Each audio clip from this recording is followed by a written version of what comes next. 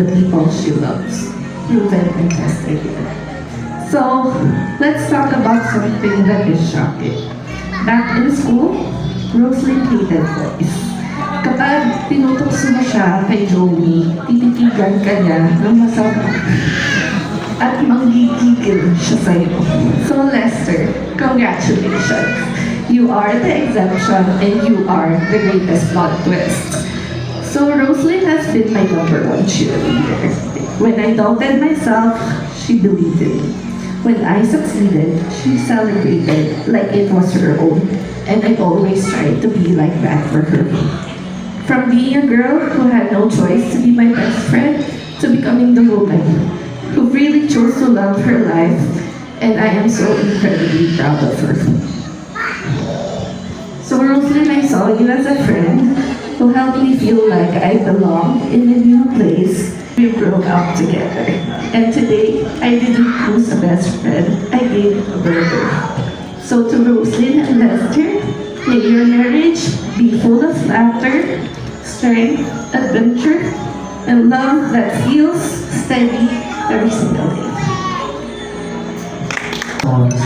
Sa leader na lumis. Magandang gabi po sa bawat isa.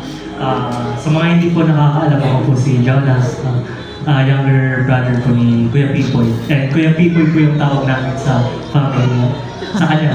So, growing up, hindi talaga kami sobrang close ni Kuya Pipoy kasi sa tingin ko, dahil din sobrang bata ako tapos matanda na siya. So, malayo yung age gap namin. So, medyo masungit po siya yung bata po ako. So, takot po ako sa kanya. Pero, as we got older po, napansin ko po na siya pala yung pinakamabait kong kapatid. Pabigyan niyo na yung Kuya Pipoy kasi yun naman. Yun. Yun po, nung tumanda po kami, nag-iba po talaga, mas naging close po kami ni Kuya Pipoy, mas nagkakaintindihan, nakakapagkwentuhan, tapos nakakapag-bonding.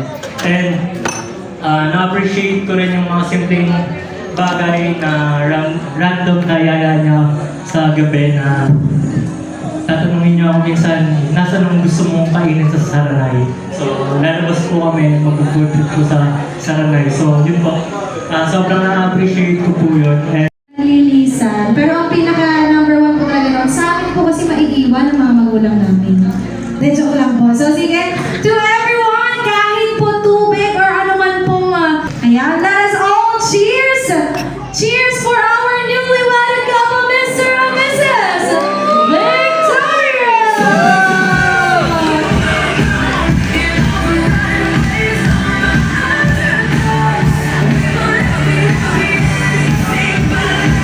Cheers, everyone! Gas! Anong ka partner mo na?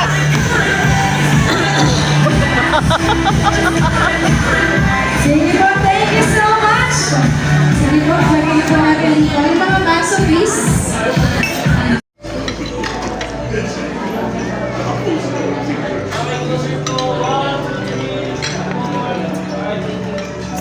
And thank you so much.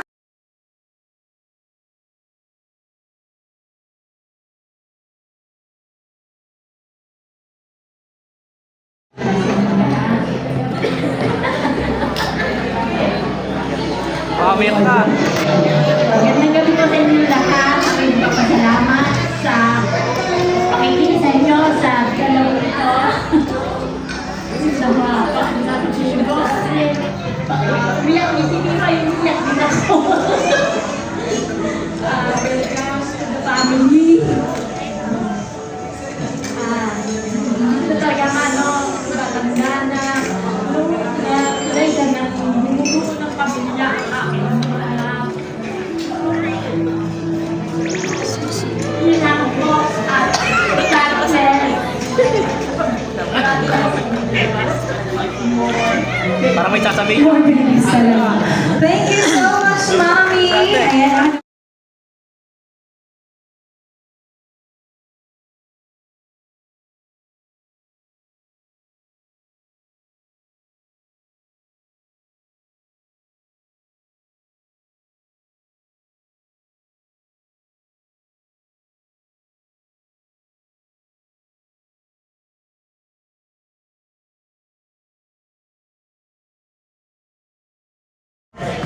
Good evening. Maraming salamat po sa mga unang sa mga bisita, sa mga nina, lalo salamat din po sa Lord na natapos na yung araw na po. Maraming salamat din po sa kasa, sa mga langsung nila na kinagawa para magbigay. Tapos bawat sila sa mga pista, maraming salamat. Yun lang po. Hello po, magandang gabi po sa lahat and maraming salamat po sa lahat ng mga guests na nagpunta. Yung invitation ko po sobrang short notice, as in mga 2 weeks before the wedding, parang doon pala ako nagbibigay ng mga invitation. Bukod sa mga ninang na nasabihan ko. So, alam ko na lahat na nagpunta dito is either nag-SL, special VL, or talagang hindi na lang alam ng mga boss na nag-absent sila. So, sobrang na-appreciate namin po lahat ng guests na nagpunta, nagbigay ng oras talaga. And yung mga malalayo po na nagpunta pa sa mga kamag-anak ko namin sa Nueva. Maraming salamat po. And dun po sa mga ninang at ninong po namin na talagang naramdaman po namin yung love and support nung sinabi po namin na magpapakasal po kami. Maraming salamat kasi hindi niyo po kami ni-reject or hinindihan. Excited pa po kayo and na-feel po namin yung genuineness na yun. Sa pamilya po namin, lalo na po sa pamilya ko na never po nag-participate sa any occasion. Maraming salamat sa pagkikaisa nyo na naramdaman ko po yung support and sa pamilya rin po ni Lester. Salamat po kasi na-feel ko po every time na pumupunta po ako sa inyo, tanggap niyo po ako. So yun po. Sa mga friends po namin, ka-workmates na mga basher ko. yan po yung mga yan. Kahit po may pasok pa po yan after, tapos mga nag-VL, nakala mo sila yung entourage, naramdaman ko po yung support nila. Pati po yung mga previous, ayan, sila Lawrence, ayan. Tapos yung mga entourage ko na napagod talaga the whole day. Alam ko yung hirap, grabe talaga, yung init, sobrang pasuko na talaga kami, lahat. Pero ayun, naitawid natin. So maraming salamat sa support nyo, sa assistance nyo, sa aking maid of honor na dalawa. Ayun, salamat sa pag-guide nyo sa akin. And every time na nagtatanong ako sa inyo, yun, lagi kayo sumasagot. Yun, gusto ko magpasalamat kay Ate Julie. Si Ate Julie po yung sinabihan ko din na isa ng maid of honor, pero inahihan niya po ako. Bakit? Kasi gusto niya po i-assist ako na hindi niya po gusto yung parang makita yung limelight na nandun siya. Gusto niya po talagang maiparamdam yung support niya na alam niya na kailangan ko na mag-assist sa akin, nagko-co-or sa lahat. Kasi siya po yung nakakakilala din sa lahat po ng nandito. So naramdaman ko talaga. And every step na nagtatapos sa ako, ganyan siya talaga yung taga-sa. Salamat po. And nagpapasalamat po ako dun sa mga suppliers po namin. Unang-una kay Miss Kat. Grabe po si Miss Kat. I-hire niyo po siya kapag mag-ready kayo. Kasi grabe all around. Ang ano lang po siya talaga is host. Pero nagko-co-or na din po siya. Tapos nadinig ko pa po kumanta siya. Hindi niya po yung trabaho. So extra mile po talaga siya and all around. Tapos every time na may isisingit ako, Miss Kat, baka pwedeng i-add pa natin to. Kasi okay ma'am, noted, kaya natin yan. Yan, lagi siyang positive lang. So maraming salamat Miss Kat. And grabe yung energy level mo. Ayun. Tapos po sa mga assistant ko na nag-co-or ni Miss Kat, maraming pong salamat. Yun. Kay Sir Vincent po, hindi niya na po ito maririnig. Pero maraming salamat po sa magandang ayos po nung aming venue. Nag-SL, special VL, or talagang hindi na lang alam ng mga boss na nag-absent sila. So, sobrang na-appreciate namin po lahat ng guests na nagpunta, nagbigay ng oras talaga. And yung mga malalayo po na nagpunta pa sa mga kamag-anak ko namin sa Nueva. Maraming salamat po.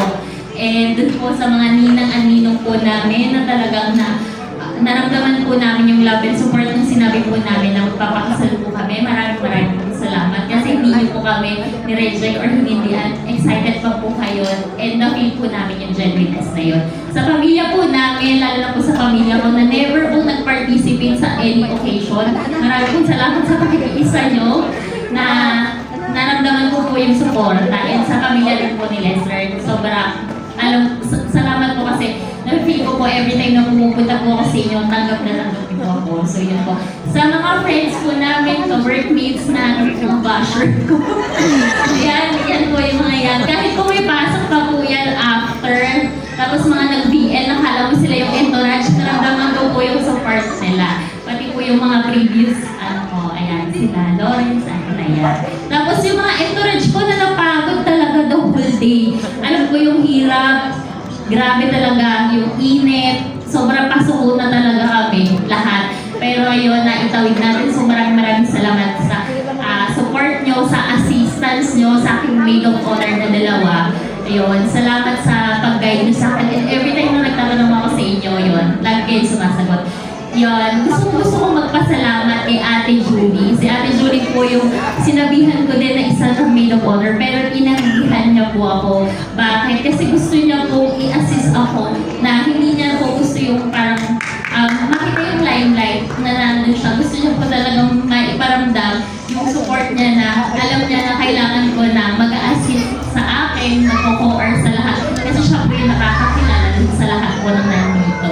So naramdaman ko talaga. And every step na nakatulong sa ako, ganyan siya talaga yung taga-sa. And salamat po. And nagpapasalamat po ako dun sa mga suppliers po namin. Unang-una kay Miss Kat. Grabe po si Miss Kat. I-hire niyo po siya kapag mag-ready kayo.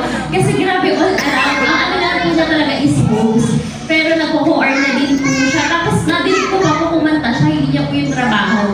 So extra mile po talaga siya and all around. Tapos every time na may isisingit ako mag-Miss Kat, baka pwedeng i-add pa natin to. Kasi okay ma'am, noted, kaya natin yan. Yan, lagi siyang positive lang. So maraming salamat kay Miss Kat. And grabe yung energy level mo. Yun. Tapos po sa mga assistant ko na nag-co-or ni Miss Kat, maraming pong salamat.